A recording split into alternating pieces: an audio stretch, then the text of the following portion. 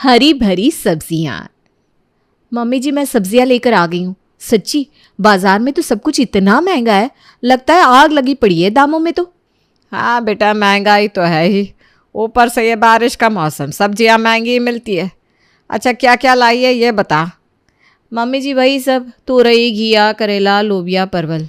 और है ही क्या बाजार में। लो सत्यानाश, इतनी सारी सब्जियां उठा लाई। अरे बहू पूछ ही लेती लाने से पहले एक बार। 500 रुपये ठंडे कर आई महारानी। अरे मम्मी जी आप ऐसे क्यों कह रही हैं? घर में इतने सारे लोग हैं, सब्जी के बिना कैसे चलेगा? सब्जी तो चाहिए ना। अरे देवरानी जी अभी नई नई आई हो ना, इसलिए ऐसी अनाड़ी जैसी बात कर रही हो। अरे भाई ये जो हरी भरी सब्जियां तुम लाई हो ना, इन्हें घर में कोई नहीं खाता। ना तो ननद रानी की ज़ुबान पर चढ़ने वाली है, ना देवर जी के। और बच्चे तो उनका नाम सुनकर ही भाग खड़े होंगे, देखना। तो फिर क्या खाते हैं सब लोग? एक तो पूरे महीने का बजट बिगाड़ कर मैं इतनी अच्छी हरी पत्तेदार सब्जियां लेकर आई हूँ, और आप कह रही हैं कि इन्हें कोई खाएगा नहीं। ये टमाटर, आलू और खीरा तो ननद रानी पीस कर अपनी स्किन पर लगा लेंगी, किसी को खाने को नहीं मिलने वाला। लेकिन इस घिया तुरई का क्या करेंगे? इतना ही नहीं, केला और पपीता भी लाई हो तुम तो। उन्हें तो रोज़ रोज़ मैगी, पास्ता, बर्गर, मैक्रोनी यही चाहिए होता है। अरे भाभी ये लोग खाने से मना कर देते हैं और आप इनकी बात मान भी जाती हैं, ऐसा कैसे हो सकता है? अरे भाई हरी सब्जियां फल फूल नहीं खाएंगे तो और खाएंगे क्या? आपकी जानकारी के लिए बता दूं कि शरीर को सब तरह के पोषण की ज़रूरत होती है। अच्छी हरी सब्जी नहीं खाएंगे ना तो शरीर में आयरन और विटामिन की कमी हो जाएगी। अरे ये ज्ञान की ना मोटी मोटी बातें हमें समझ में आती हैं, लेकिन इन चारों को कौन समझाएगा? आप चिंता मत करो भाभी, मैं देखती हूँ ये लोग हरी सब्जियां खाने से इनकार कैसे करते हैं। पापा जी क्या बात है, अब रात में रोज़ चूरन क्यों खाते हैं? आपके पेट में दर्द रहता है क्या? अरे नहीं नहीं बेटा, मुझे ना ज़रा कब्ज़ की शिकायत रहती है, बस इसीलिए रोज़ चूरन खाकर सोना पड़ता है। बाबूजी अगर सब्जी फल रेशेदार खाना नहीं खाएंगे तो आपके साथ साथ घर के बाकी सभी लोगों को भी कब्ज़ की शिकायत हो जाएगी। अरे भाई शरीर के पाचन को स्वस्थ रखने के लिए फल और सब्जियां खाना बहुत ज़रूरी होता है। तेरा मतलब है अगर मैं हरी सब्जियां खाने लगा तो मुझे चूरन नहीं खाना पड़ेगा? अरे बिल्कुल नहीं खाना पड़ेगा। आज से मेरी बात मानकर रेशेदार फल सब्जियां और थोड़ा सा व्यायाम शुरू करें, फिर देखिए। बहू रोहिणी की बात सुनकर बाबूजी की आंखों में चमक सी आ गई थी, क्योंकि सालों से चूरन खाकर वो भी परेशान हो चुके थे। टीना ये बालों में क्या लगा रही हो? अरे भाभी क्या बताऊँ, सारे बालों का सत्यानाश हो गया है। मैंने इंटरनेट पर रेमेडी देखी है, उसे ट्राई कर रही हूँ। किसी तरह ये बालों का घोंसला फिर से बालों की शेप में वापस आ जाए, उसी के लिए तो दिन रात मेहनत कर रही हूँ। तुम्हें पता है टीना, हमारे बाल ना प्रोटीन से बने हुए होते हैं।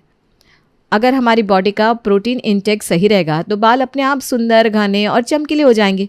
जब हमारी बॉडी में न्यूट्रिशन की कमी होती है वही हमारे स्किन और बालों पर दिखाई देती है। आपके कहने का मतलब क्या है?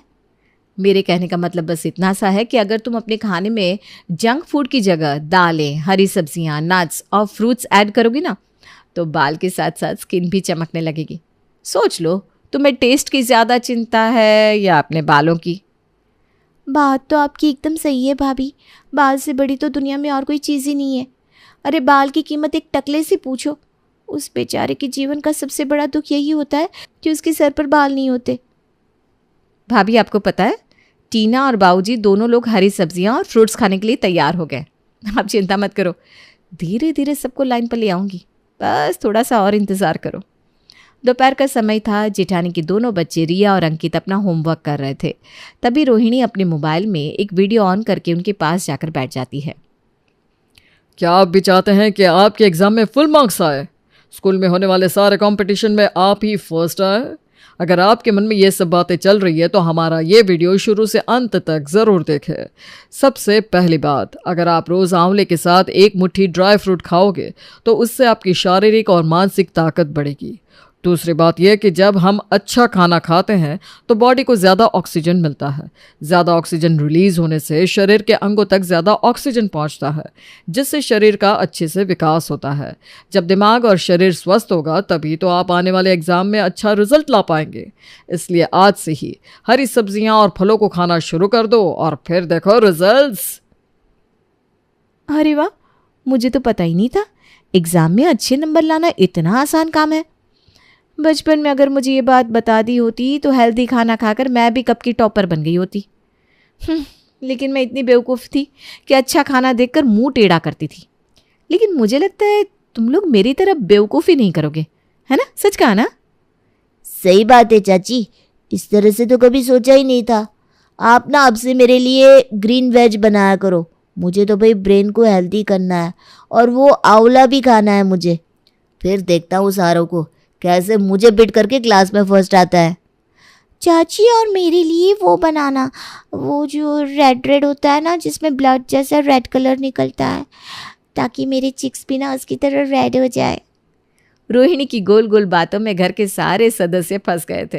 हरी सब्जियों का फायदा बताकर उसने ससुर, ननद, यहाँ तक कि घर की शैतान चौकड़ी रिया और अंकित को भी अपनी तरफ कर लिया था।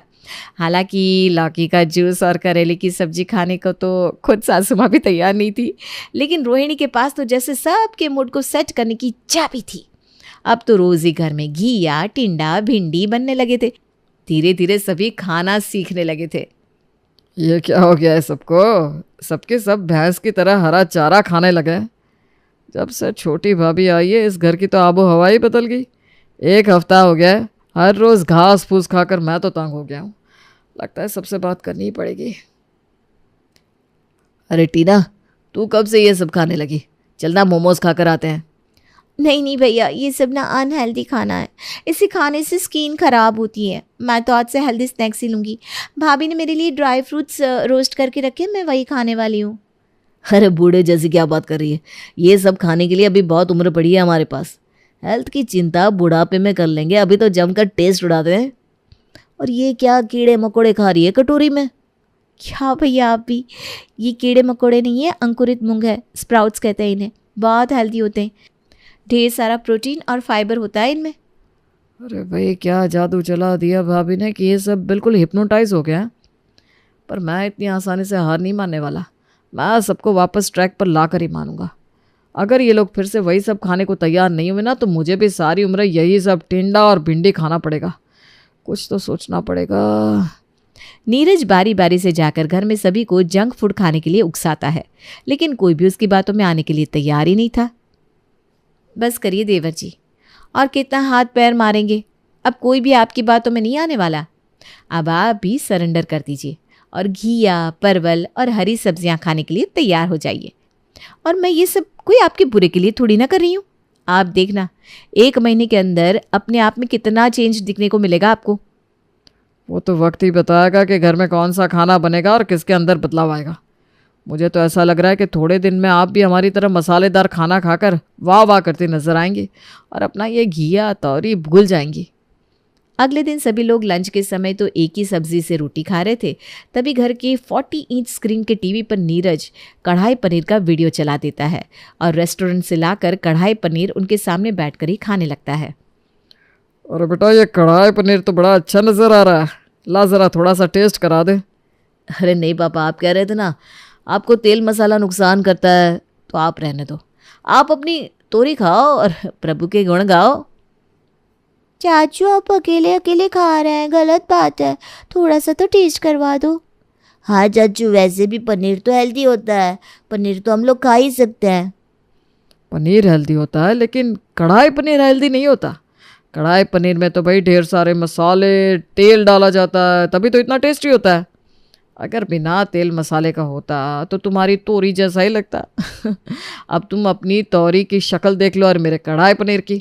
क्या टेस्ट है, क्या रंग है, आहा क्या खुशबू है, मज़ा आ गया। सामने स्क्रीन पर चल रही कढ़ाई पनीर की वीडियो देखकर घर में सभी के मुंह में पानी आ रहा था।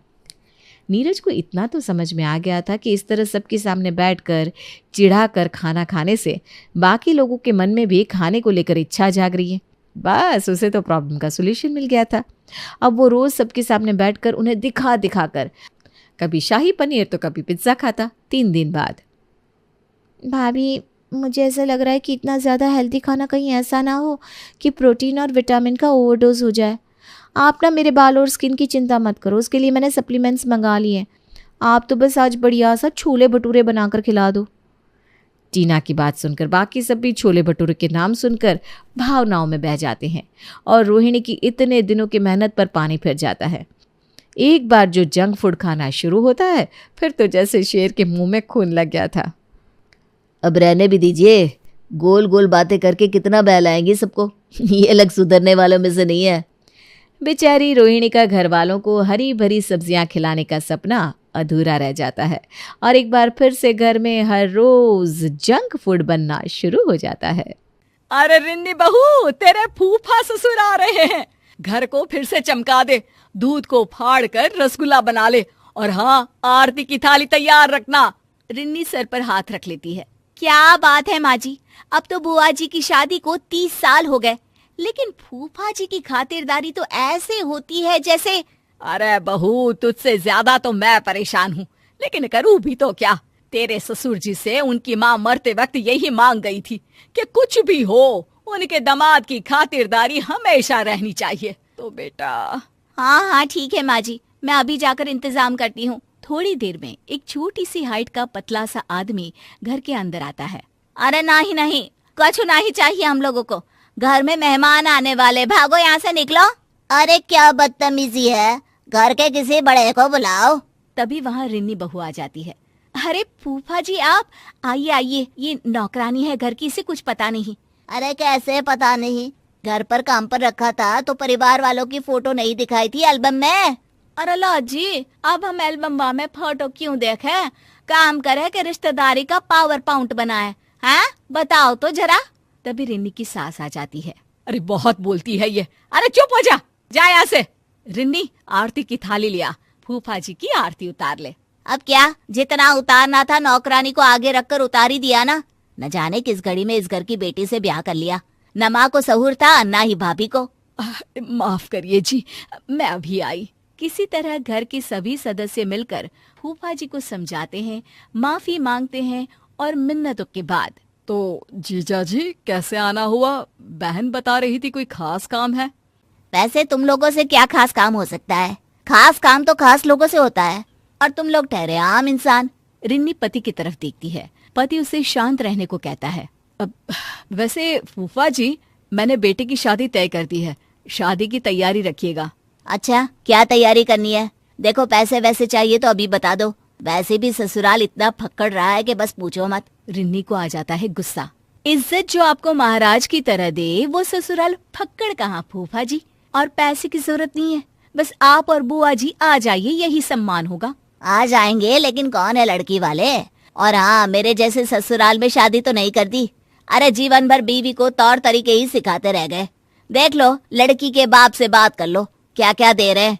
कहीं ऐसा ना हो हम लोगों की तरह तुम लोगों को भी कुछ ना मिले सिवाय लड़की के। सभी को फूफा की बात पर गुस्सा आता है, लेकिन करते भी तो क्या, मरी माँ की आखिरी ख्वाहिश को मानकर शांत रहते हैं। उनके जाने के बाद मैंने जीवन में ऐसा आदमी नहीं देखा, कुछ नहीं होता था इन लोगों के पास। बाबूजी ने बिजनेस शुरू करवाया, पैसे देकर घर खरीदवाया, बिजनेस का गुण सिखाया और आज अपने ससुराल को भला बुरा बोल रहा है। पर माँ, बुआ कुछ क्यों नहीं कहती? उन्हें तो स्टैंड लेना चाहिए ना अपने मायके के लिए।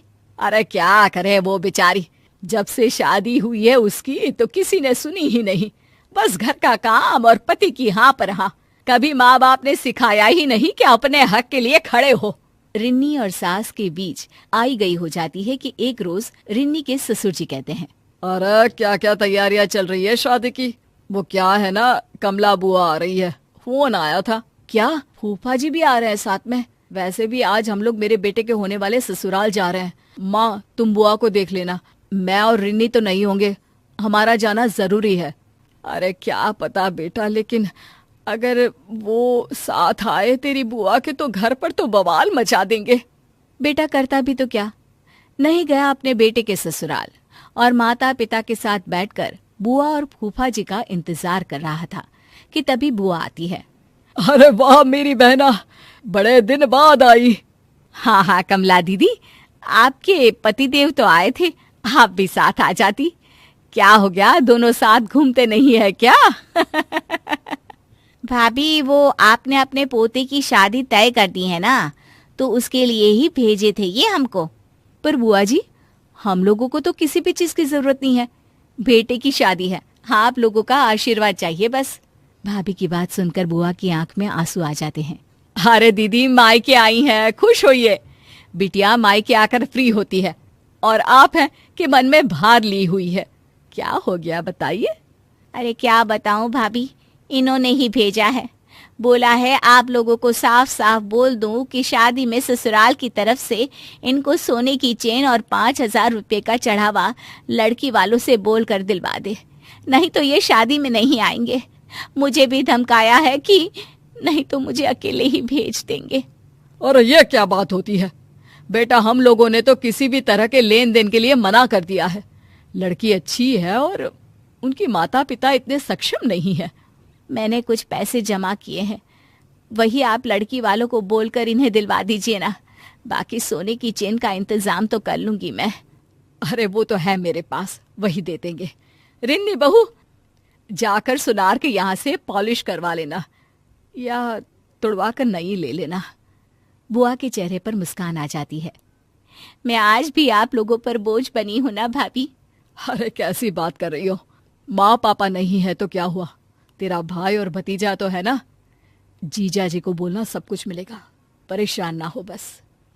शादी वाले दिन लड़की के पिता कहते हैं, ये लीजिए भाई साहब, ये पैसे और सोने की चेन।